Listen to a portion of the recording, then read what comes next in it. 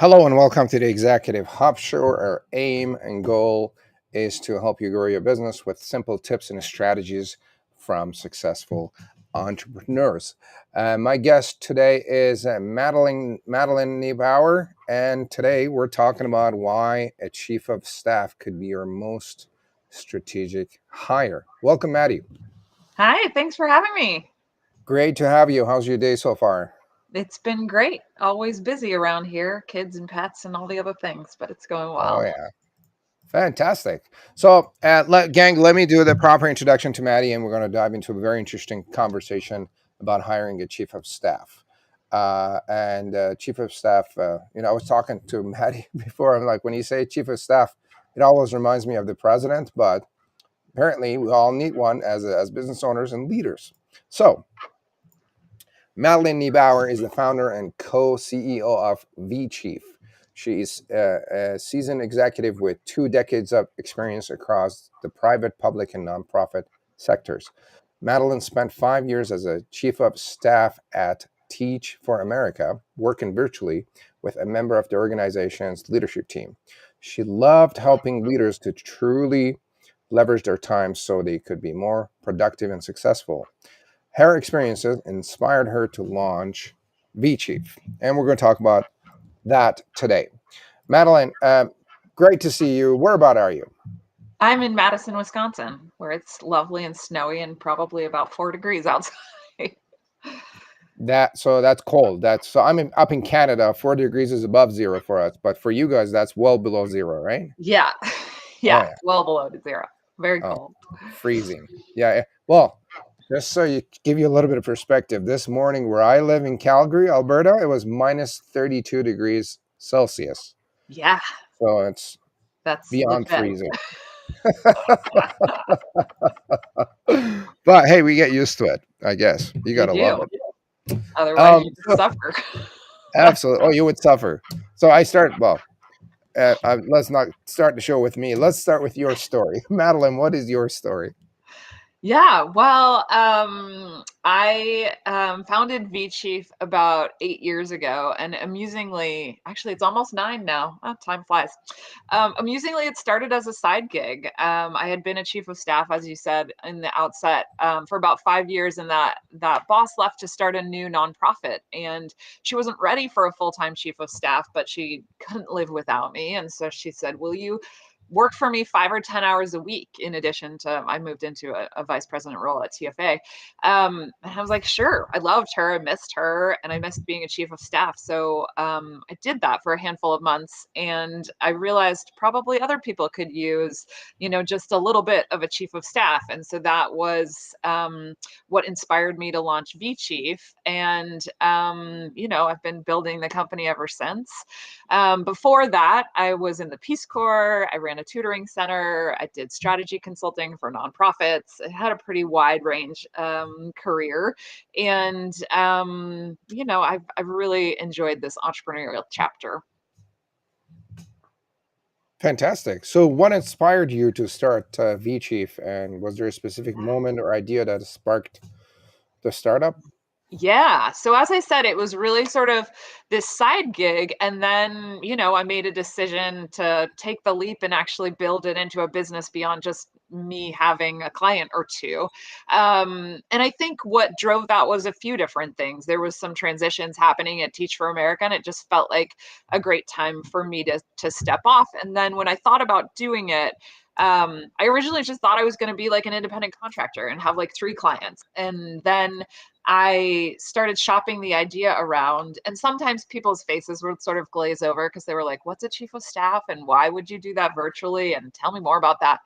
But other people who had seen the role and knew the benefits of it were like, "That's a brilliant model. I think that would be really successful. I know some people who could use that." And that first boss who was the first one to hire me was like, "I know like five people I could refer you right now." So our first handful of clients came from her, and then I put it out on LinkedIn and found some people that way, and then just really spent a lot of time building my network and putting the word out there. And I think one of the early decisions that I made that made a big difference in terms of our growth trajectory was that I was not personally going to take on more clients as a chief of staff.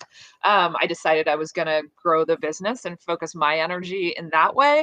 And then hire other people to do the actual client work. And so I really became a matchmaker. And it was really fortunate to have a great network of talent, of my connections. And so finding talent has always been pretty easy for us. And so then more of my time was focused on, marketing and business development and hitting the pavement and finding new clients that way. And I think we really resonated with a lot of folks in terms of having this type of support. And then, as time has gone on, we shifted from just doing chiefs of staff to a whole host of other roles within organizations as our clients just kept asking for more and more. So it's just been an interesting evolution.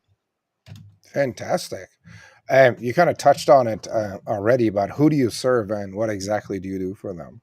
Yeah. So we are a fractional executive business. So what that means is we place part-time or interim, so like shorter duration, executives into business. So we do chiefs of staff, which was our bread and butter. It's what we started with. But we also do COO, CFO, HR business partner, integrators, an associate chief of staff, which is sort of like a project manager. And we place those people with clients. So we have all of the talent in house. Clients will come to us and say, here is this need or this gap that we have in our organization. Can you help us fill it? And what's great about our model is we already have all the talent. It's already vetted and ready to go. So whereas when a client would be like, oh, I'm going to go hire for this role, it might take me 3 or 4 or 6 months to find someone. We can have you someone in a week or two. And so I think clients really appreciate that. So that's what we do. Who do we do it for? We originally started working a lot with nonprofits and education organizations, and that was mostly just an outgrowth of my personal network and who I was connected to from the work that I was doing before.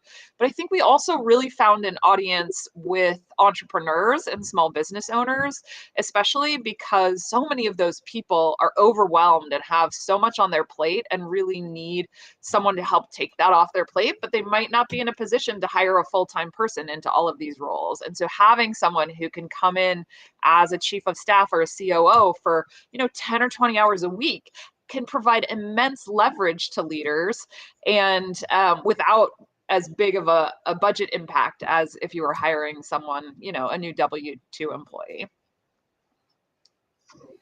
So does that mean that you don't do full-time We do placements? some full-time placements. What that usually looks like, I would say, is either someone needs someone full-time on an interim basis, like someone's on maternity leave. So we're going to put someone in there. And sometimes that's full-time and sometimes it's part-time. And then the other way we do that is through conversions. So someone works with our people and they're like, oh, I need this person on our team. And so they decide to hire them on, and we have a structure to do that. And so that is not at all unusual. We have many of those that happen every year, but that's not the model per se. Fantastic. I'm thinking like they get started with these business owners or leaders and they're like, oh my God, this person is saving my life. I need that person That, full yeah. time. Or they're like, oh, this is so amazing. I really love this person. Can you give me more people? Because they're like, this person is doing this project and I need a different set of expertise for this other project. So let's have another person. So we have a lot of clients who either bring on multiple vChiefs or they're like boomerang clients and they're like, I have this project that needs to get done for 6 months, and then they go away. And then like 3 months later, they're back with a different project. And I think what's great about it is really nimble and really on demand. So when you're an entrepreneur and you're like, crap, I have this big thing that needs to get done. I need someone to lean in and do it with me. Let's call vChief because I know they have great people and I know I can just like pound it out and get it done. Is it? Love it. And that's an interesting name. How did you come up with the name Yeah, well, it vChief? started, the V stands for virtual because we were virtual long before the rest of the world was virtual. We started in 2016. And I think, in the early days, it was a little bit hard for companies to always see like how well you can work virtually, but I had been doing it for years and years, and so I just knew that it worked. I mean, certainly it doesn't work for every kind of work, right? But as we've seen in COVID, like we can make a lot of things work virtually. So that's what it started with.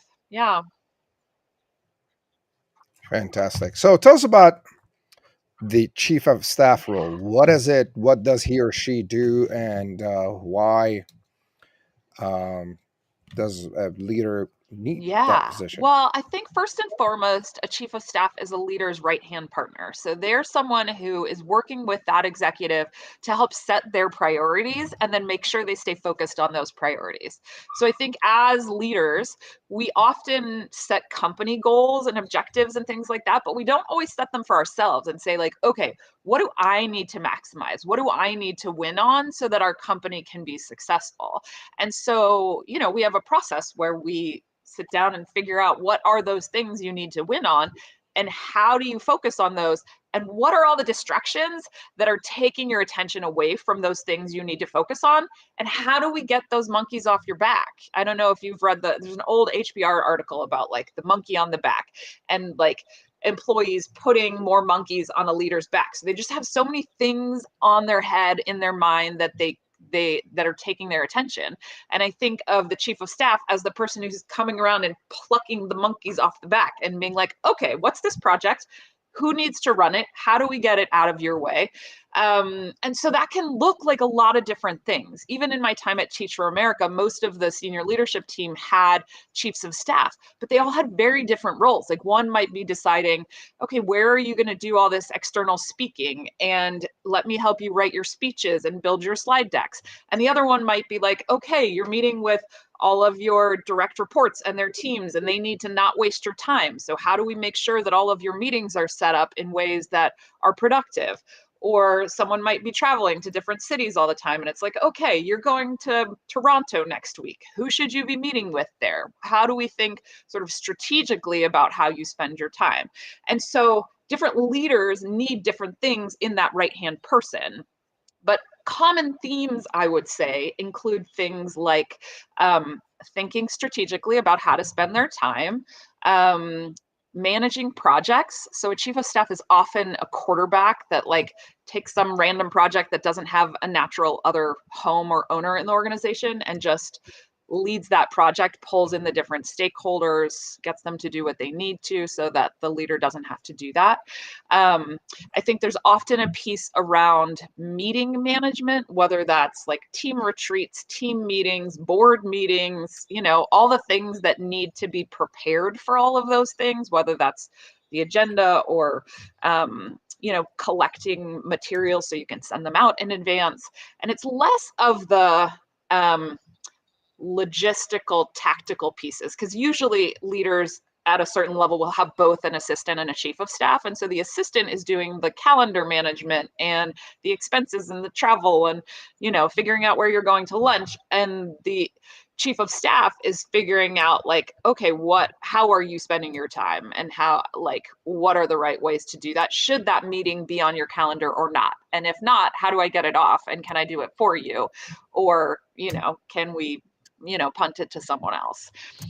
So those are just a handful of the types of things chiefs of staff do. And I think they often also within organizations can be like an ear to the ground. Like they typically lead through influence rather than through management. And so they need to know who needs what to complete their projects and how can they get the ear of the CEO. And so they often are connecting the dots and keeping an eye on things, not in like a spy sort of way, but I think they will hear more than a CEO will hear, right? And so I think they can keep a pulse on the culture in a way that is really helpful for CEOs. It sounds very interesting. I think most business owners and entrepreneurs have so much on their plate, and the more they can delegate and the more they could get off their brain so they could focus on what matters the most, and focus on what they're good at instead of trying to manage their calendar and managing projects and stuff like that. They could probably focus on Yeah, I more really think I honestly important I just stuff. have this really deep personal belief that we all work too much. And so I think between a combination of like delegating things and automating things, um, leaders can really free themselves up so they don't have to subscribe to this like I need to work 80 hours a week hustle culture. I mean, some people are just driven that way. No matter what you get out of their way, they'll fill up their day anyways. But I really think there is another more sustainable way. Do you ever have to convince a leader that they need to get out of the Oh way god, and yeah. delegate some of their tasks All day all day long. long? Yeah. I mean, most of the time when people come to us, they know they need us, right? But I think, because they get to some point of crisis there where they're like, I literally am not executing on the things that I say I'm going to execute on. And when people have, they're successful, they have a high degree of, responsibility, then they start feeling bad. And then they're like, okay, I actually need some help. But usually it will take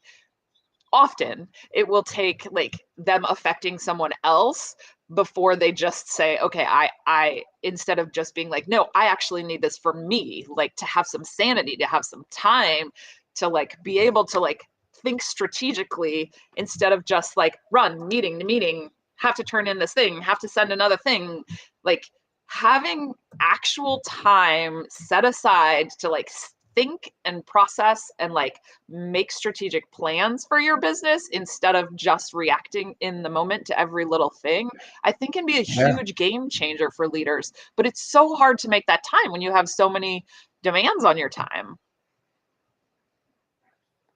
absolutely. I'm guessing a lot of business owners are way too involved into running the Yeah, I business. mean, I think, people are often That in working on the business in the business instead of on the business, right? And so they're like, I need to be in yes, all of the weeds. And I think a big role of the chief of staff is often being like, okay, what is the right level of engagement? Like, do you need to know all the little tiny details? Or can we give you just the high level and you weigh in on that instead of like, the bullet point on the slide? or can you get out of the way and let us run the Yeah, business for yeah, you? exactly. You can go play Yeah. golf. It's okay. Yeah. And I think the best chiefs of staff It's like, like no, have enough like professional gravitas to really go toe to toe with a leader and be able to say like, hey, actually, I here's why that might not be the right decision or why maybe you should yeah, think about doing this another way. But they're also like um politically savvy enough to know when to give that feedback and yeah. yeah. So they have to, I think, have some strength and confidence to kind of step up and be like, look, can I give you some Yeah. feedback? I think you're doing Yeah, this wrong. exactly. Yeah, which is why all of our chiefs of staff have, over 12 years of professional experience. Like you have to have been in it enough time to be able to say like, "Hey, this is what I think." Yeah. Fantastic. What type of companies are there? Any sizes or types or industries that leaders that need A chief of a staff. Yeah, chief I of think what's staff? so interesting is every leader of a big organization or company, all the multinationals will have someone playing this role. They may or may not call it a chief of staff, but every big company will have that. As you look into younger, smaller companies, I think people sometimes haven't seen examples of that. Whether they need it or not is another question. They might not recognize it because they haven't seen it, right? I think we have worked with everything from like solopreneurs to multinational corporations. I think what's hard is like knowing when you need how much of that, right? I think you can use it from day one. God knows when I started vChief, I could have used a chief of staff. I waited 5 years to hire my own chief of staff, which is wild because I was always like, I am a chief of staff. I don't need a chief of staff. And then I was so swamped, like I said earlier, people get to the point where they're like, I just can't do it all. That I was like, oh, where has this been all my life? And then I was like, I am How about I kicking take myself some for of my not own doing this medicine? earlier. um, but I think, when you're a younger, say a startup, you only have so much resources. And it's like, what sometimes it feels like chief of staff might feel like a luxury, right? Like, oh, this is a treat for me that I have someone to take things off my plate. When actually, like, you will be such a better leader if you have someone to keep you focused where you have the most impact, right? Like business will be able to grow. You'll be able to do so much more.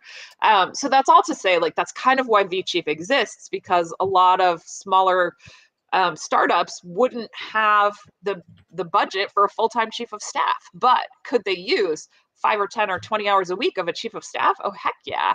And then, they see the benefit of it, and then typically they want more and more of it. Yeah, because I mean, if it helps them um, uh, get a bunch of work done that a CEO or the owner is doing already, delegate the task so he or she could maybe work on sales and growth and stuff Exactly. that helps them hire more Exactly. people instead of working on their calendar and Yeah. other stuff. Yeah. Why not? Yeah. Interesting. Interesting. Um, what makes your company different compared to the rest of the Yeah. pack Well, I out think there? what's interesting, we were the first people in this fractional chief of staff space. There are a few other folks in it now. And there are lots of blossoming fractional executive businesses, right? What makes us different? I think we have exceptional talent, right? We consistently get feedback from clients that says, I wasn't sure bringing this on would add that much leverage or value to me, and I am getting so much more done. I feel like I can't believe how much this person can get done in 10 hours a week. I think when you have someone who comes in as an independent contractor, like they don't like spend time with the water cooler talk, right? So like you get 10 hours a week, it's really focused, important 10 hours that they're like driving results.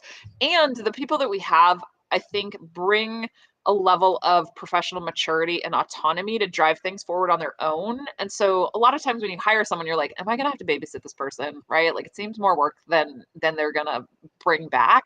And I think what's unique about us is that our people really jump in and can move things forward without a lot of hand holding or babysitting. You give them a small amount of direction and they can take it pretty far and know when to iterate back and get feedback and things like that. So that's one way that I think that we're unique. I think we're also unique in terms of just our company values and the importance that we place on our people. I think everybody says, oh, we're people first. I think we really live that value. And some of the ways that we do that are, for our central team, we have a 4-day, 32-hour work week. As I said earlier, like I really believe that we all work too much. And so I think we started our team with that, so I can't say what the change was going from 5 days a week to 4 days a week, because we always started that way. But I think we have found that people are incredibly productive in the time that they spend in the office and get the same amount done. And so I think, Hmm. and then, so that's for our central team. And then for our consultants, they work when and how much they want. So I think that's a real reason we've been able to collect so much amazing talent, is there's not that much out there that is remote and part-time and flexible and really uses your brain and pays well. And so there's a lot of people out there who want to do that kind of work. And so you get the cream of the crop, right? Um, and I think flexible work is the way of the future. And I think we're going to see more and more and more of this. And I think it's both beneficial for the employees or the contractors or whoever's working in that type of environment, because they get to choose when and how they work. And it's also really beneficial for the businesses because they get as much work as they need without, having to hire a full-time person forever and have the risk associated with that. They're like, oh, do we have enough business to really bring on another new person? So yeah. So do they show up and work as a contractor or So as an they are employee? contractors. So the companies contract through us. So vChief is the one that they're contracting through, and then we provide the talent to come in, and we have vetted and make sure that these people are absolute top of their game, so that. I mean, yeah, you're going to have to do a little bit of context setting. It's not so much training, but like, here's what you need to know about the organization. Here are the people, get them up to speed. But I think because they are pre-vetted and known to be successful that they can just jump in and have a lot more impact a lot more quickly. Yeah. Fantastic. That's amazing. So, how do you go about getting your team to only work 32 hours a week? Well, it And is tricky. then, There are moments, I will say we're not perfect, right? When there are times where it is crazy, sure, there are times where our team works more than 32 hours a week and we have to remind them. I think I set a pretty good example because, it's something that's a deep value of mine. We also have unlimited vacation, which I know a lot of people say, oh, people aren't going to take the vacation. Believe me, I set the model. You take your vacation. And I think we celebrate people taking vacations. And the 4-day work week, I would say, we let people choose when and how they want to take that time off. So they could work 5 days a week and just work fewer hours. Most people choose to take off a day a week. We don't all have the same day, so it's not like we're closed on Fridays or something. But more people might take Fridays off than Wednesdays off, but people get to do what works in their schedule. And then we also just make sure that we have someone, manning the tables, as it were, every day, so that our clients get what they need. And we just give each other grace and patience, right? Like, we are a very responsive organization, but like, if someone needs to be out of the office, we're like, okay, great, what's our other solution? If we don't have that person or that expertise in that moment, we'll find someone else who can do it, or it can wait. I also think, and this is just another aside and tirade of mine, I just think there's so much false urgency these days. It's like everything is so important, it has to be right now all the time. And for has certain to be things, done that is now. true. Yeah. Absolutely. For most things, like, are we going to die if the slide deck is there a day later? No, I really don't think we are. And I think you can do that and still meet really high expectations and clients' expectations, right? And just have a humanity about it. Oh, yeah. So, is this part of their job to kind of help the CEO or the leader realize that about the true urgency or the true timeline for the projects that they act like they need it Yeah, now? I mean, I Like, we're think like, dude, we again, could like, do you this have in to like find next that week. right balance, right? Because we're not going to come in there and be like, it's not important, it'll come, right? Like, we want to meet their expectations, Yeah. but I think, like, we can show by example that, like, you can find something important and you can say, okay, if we have a trade off, right? Often that's the thing. It's like, either you're going to burn your team out and they're not going to want to stay with you for a long time, or we can say, like, let's give them 48 hours to turn this thing around instead of 6. And so I think, I don't know that we're like pushing an agenda with organization. I mean, I personally am pushing this agenda wherever I speak. I'm like, stop working so much. But like, as an organization, I don't know that I would say that that's true. But I do think, one of our values is balance, and helping leaders see that balance, right? Of like, you can grow a successful, high achieving, fast scaling business and also not kill yourself, burn yourself out, burn your people out, like, there is another way. And so I think we just try to live that by example, as opposed to sort of trying to dictate or mandate anything. Love it. That's a great way to go about business. Like, don't work so much or too much. I mean, you could certainly go about running your business in a more efficient way instead of just Yeah. working 24/7 or thinking about work Yeah. 24/7. I mean, I do think, like, the efficiency piece is so important, and like systematizing and operationalizing everything. And I think as AI gets bigger, I think people will start thinking about this more and more, right? Because there's so many different ways you can automate stuff. I will say, even just within vChief, like, we started out and we were like, we had all our talent in a Google Doc. And then it's like the Google Doc just and you're like, how am I supposed to, when we had like 50 consultants, I interviewed them all, I knew them all, I talked to every client. It was very easy to match make. But once you have hundreds of clients and like 500 people in our pool of talent, like, no single person is going to know all of those things. And so, you invest in your CRM and your applicant tracking system. And, we built this custom matching thing that pulls, like, what does clients need and what are the skills of the consultant, and it'll pull up a list. And we still very much like white glove our approach right now, and like, look at and think about who is the right fit in a lot of ways beyond just like, oh, you need someone with HR and finance experience. Here is someone who has it, right? Like there's a lot of like magic in the subtleties of like, do I think these people will work Yeah. together? But Hmm. like you can use automation to get you to a point where that is so much faster and easier.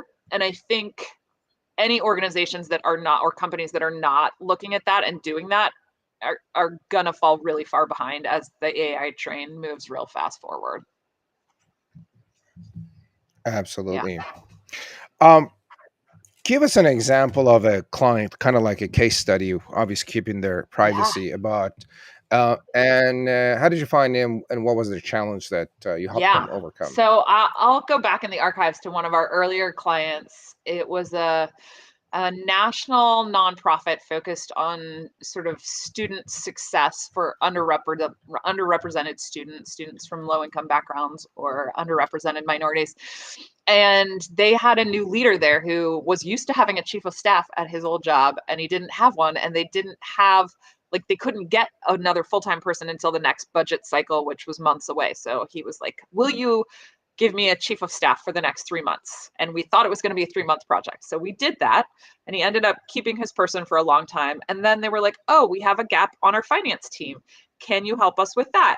And so then we put in another person who helped fill that finance gap. And then they were like, oh, we need to hire 40 people. Do you have someone with expertise in HR?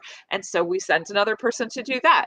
And I think like that example is really um, not uncommon for us, where clients will just find more and more needs, and they see vChief as like the talent gap filler, and they're like, oh, we can do this until we find a permanent solution, or vChief becomes the permanent solution because they love their person and they're like, please let us hire them. And so I think that's one example. There's another example of a marketing agency. It was a startup marketing agency, and they had two founders, and they were both really busy all the time. And one of them has to go on maternity leave, and they're freaking out because they're like, how do I keep the trains running and also bring on new business and be able to serve our clients without like the other leader? And so they brought on someone from our team to do project management and take on some of the pieces supporting the client work, so that then the other leader could go out and do more sales and things. And they say they got $50,000 worth of new contracts that they wouldn't have gotten because we were taking the things off the leader's plate so they could focus on the sales and marketing. And I think that's just a good example of like, we get all the crap out of your way so you focus on what you do best as a leader. Yeah. Very interesting. Very interesting. Maddie, give us some of the milestones that you guys have achieved Yeah. along the way since Well, you I started. think I'm really proud of our growth, and I'm really proud of our growth while also maintaining our focus on people, as I said. So this started as a side gig for me, and it has grown incredibly rapidly. We went from 6 figures to 8 figures over 4 years. We had like I was our central team up until that point, and then we had to hire. I think we hired 15 people in a 9 month period, and most of those people are still here today. I think because vChief is a place that has built this really beautiful internal culture, and that's another piece that I'm really proud of. And it's not like a numbers milestone, but we are a virtual organization. And a lot of times companies struggle to create a culture within a virtual organization because people are all spread out and they're all just doing their work and they don't know each other and things like that. And I think we've been really deliberate about creating traditions and rituals in online ways, whether that's on Slack or in Zoom meetings or whatever, that really help connect our team to each other. And then we also have in person retreats once or twice a year because I think it's absolutely critical for people to know each other and spend time with each other and build relationships with each other. And so I think if you talk to anyone on our team, they would say like this is one of the most beautiful work cultures that I've worked in. We also really have a no a-holes policy, and we stand by that. Like, I don't care how great of a performer you are, if you're not kind to other people, you do not belong at vChief. Um, and and so that is something else that I'm really proud of. We've been on the Inc. 5000 list 4 times. And yeah, I'm really proud of what we've been able to grow. Wow. So what's the next thing that you guys are aiming for in terms of achievements Yeah, or it's a milestones? good question. I mean, I don't know that we have a like this is our North Star and we have to like it's not necessarily about hitting a certain amount of revenue or hitting certain like, oh, we want some high profile clients. We've had some really big high profile clients that I have been like jumped out of my shoes that we got to work with some of these organizations and companies. I think for me it's really about continuing to prove that you can scale a business. And we have some ideas about what it will take. They have that book like 10x is easier than 2x or faster than 2x or whatever it is.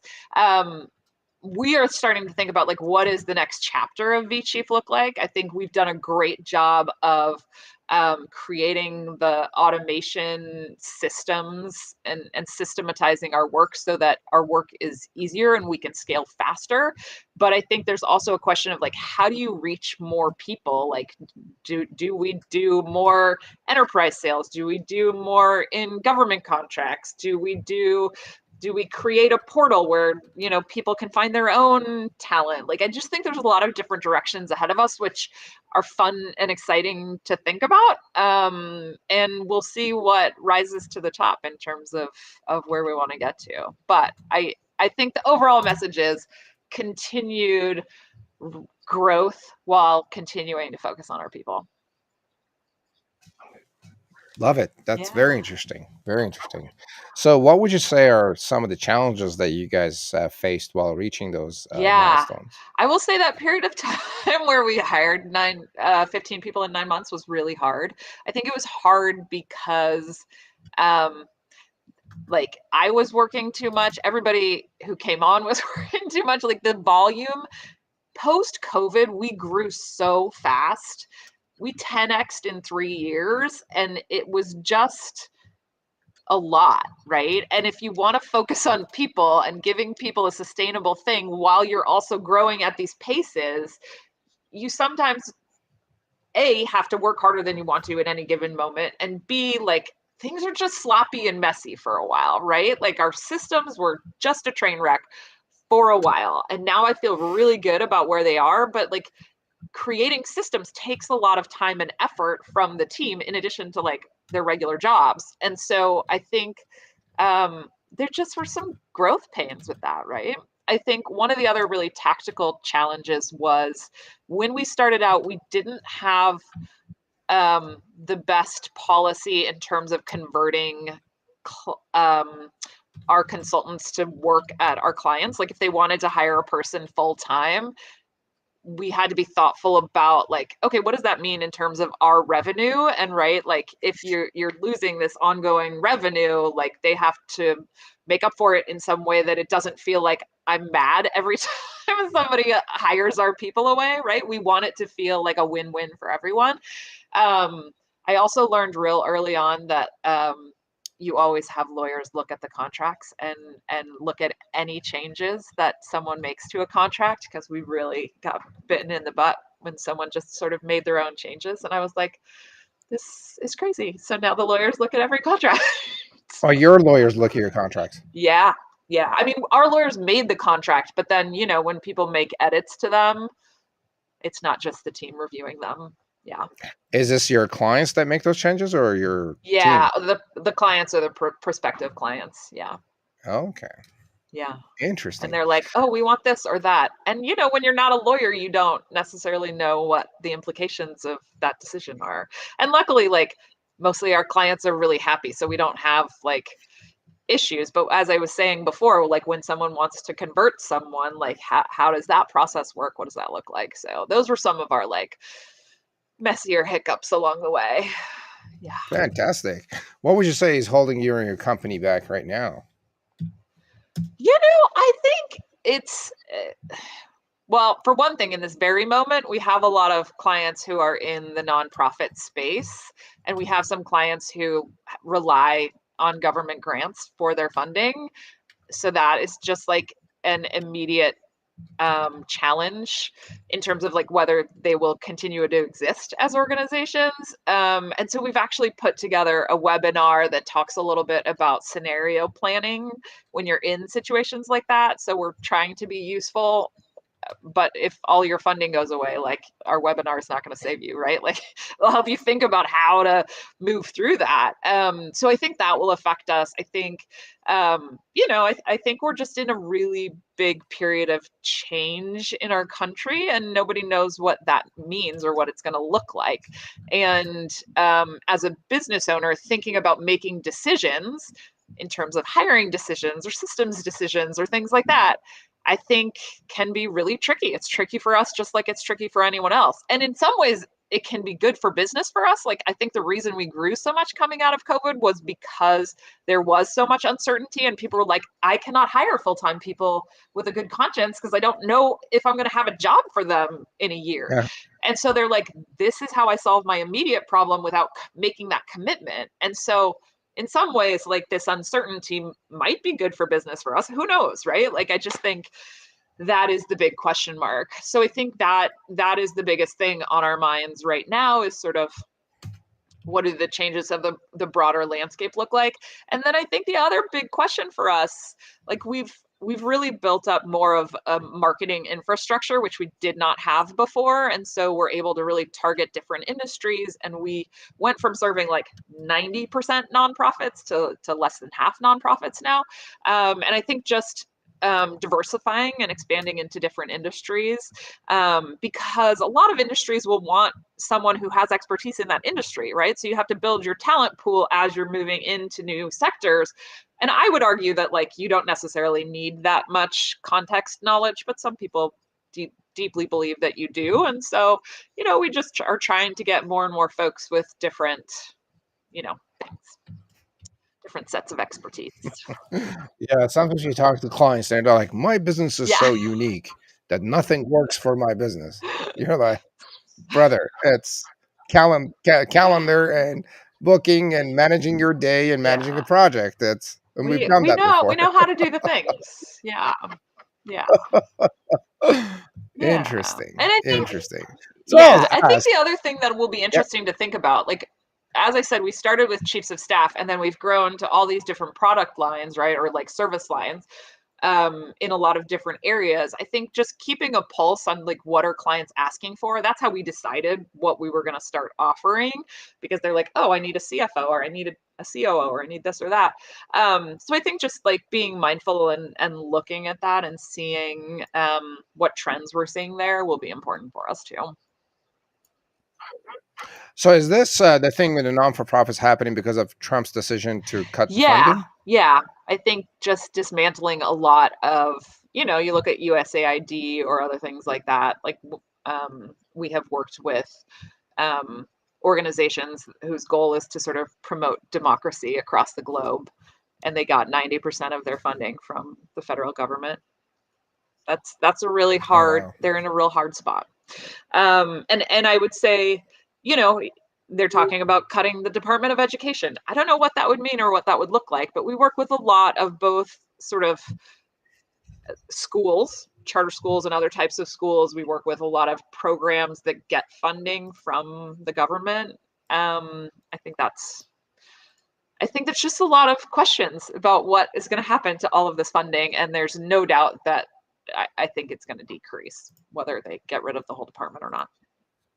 Yeah. Oh yeah. So if you had a magic wand for your business, where would you Oh, use it that is right a now? great question. Um, I think I would use it to know where to invest, you know, eh, for our chapter 3, right? Like what before you make the big decision to like, okay, we're going to go after enterprise sales, go, like hustle to all these big corporations. Like, will that get us anywhere, right? Like my magic wand would tell me like which of these paths will be a successful path, and then we would know to go down it, right? Right now you sort of operate in a land of like, I don't know, uncertainty, and then you drive down one train and you're like, well, hopefully that's the right one. Otherwise, have you wasted all those resources? And I think that's often entrepreneurs have that. You know, you never know what's gonna Oh work. yeah, yeah. We want to know what's happening and where to invest and Yeah, put our time in. yeah, exactly. Yeah, Interesting. Maddie, do I you do read read books? books. Yeah. Give me two of your favorite books of all Yeah. time. Okay. Well, I'll give you one business one, which is Traction. You may know it. A lot of entrepreneurs are implementing EOS, the Entrepreneurial Operating System. We do offer fractional integrators. I just think it's a really great model. I've seen a lot of people have a lot of success.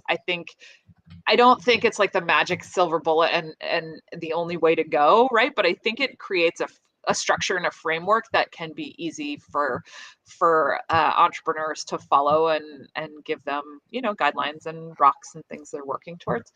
And then I will say one of my personal favorite books, like that has nothing to do with business, is Catch 22, which I just think it's both a classic and it's like it feels like slapstick comedy in a book, and it just made me laugh so much. And yeah, it's a really great one. Fantastic. What's one piece of advice that made a big impact on your life or business? You know, I think one of the biggest pieces of advice was early on this notion of like working on your business instead of in your business. I think the fact that I did not personally take on more clients as a chief of staff in the early days made our journey totally different as a company than it would have had I taken them on, because I wouldn't have had the space to grow it, right? And at the time I was reading that 4 Hour Work Week book, and it really hit me that like you only have so many hours in a day. You can spend them all working, or you can learn how to work efficiently and delegate and automate things so that you can spend your time doing the things that will be the beautiful memories in your dying days, right? Like spending time with your friends and family and Absolutely. loved ones. And so I think, um, you know, the advice to sort of pull myself out of the weeds and have space to build it, have space um, to create this vision. I don't think I would have had it if I was still in the weeds. Yeah. Love it. Love it. So tell us about your gift. I guess you guys shared a 5 hour free support Yeah. with your So if company. people want to give vChief a try, we give you 5 hours of support for free. Typically, our plans start at about 20 hours a month, 5 hours a week. So people can sign up. They'll get 5 of those hours for free. They'll get to give it a try. All of our work is done on a month to month basis, so you can try it for as long or as short as you want. We really try to be nimble and flexible that way. We don't want people to be locked into something that they don't find value. So hopefully Yeah, just getting a little free taste of the good life with a chief of staff or some other fractional executive can show people what's possible. fantastic. So that means they would get a chief of staff for like Yeah. 5 hours to test and try it, see Yeah, and typically if it they would work would, for them. you know, sign up Okay. for a month and then we'd give them 5 of those hours for free. 'Cause you're just not going to get that much Okay. done in just 5 hours, but we will give you that discount so that you'll you can try it. All right. Yeah. Fantastic. Love it. Love it. Is there a question that I should have asked that I didn't ask? And if I did, it would have added value to people that are Oh, that's a watching or great listening? question. Um, Nothing that I can think of. I think you did a great job of interviewing me. Thanks so much. I appreciate that. It's been a great conversation. Where can people reach out and find out more about you and what Yeah, you so do? our website is vchiefs with an s.com. So they can find us there. We're also on Facebook and LinkedIn. People can feel free to connect to me personally, Madeleine Niebauer, and can also follow vChief in all of those places. Yeah. Beautiful. So again, I think delegating work to someone that can manage a bunch of stuff that you do, so you could free up some time, maybe to just relax or focus on things that really matter, is about the smartest thing you could do as a business owner and as a leader. So reach out, have a conversation, see what they do, and try them out. I mean, you got nothing to lose. There's no long-term contract that you're locked into. All you could do is maybe free up some time, maybe go golf or spend more time on growing your business and building your vision and your strategy. I mean, you can't go wrong with that. Every time I hired and I delegate tasks, I'm like, oh my god, this is amazing. Feels I wish I good, would have done right? that sooner. Feels So good. it feels good. I mean, sometimes like a lot of business owners are so busy they can't take Yeah, a day off. They can't take a week off because, oh, I'm so busy, and they're proud of it. And then after a while, they get burnt out, and they're like, what am I that's gonna the do? thing. You can only burn the candle at both That's ends for the so long. Yeah. Absolutely. So again, the website is vchiefs.com with an S at the end. Check them out. Share, search for Maddie's name on LinkedIn. Reach out and have a conversation. You've been watching and listening another episode of the Executive Hub Show. Your host Mustafa Hosseini with my guest Maddie Niebauer. Hope you guys have a great day, and we'll see you in our next episode. Thank you.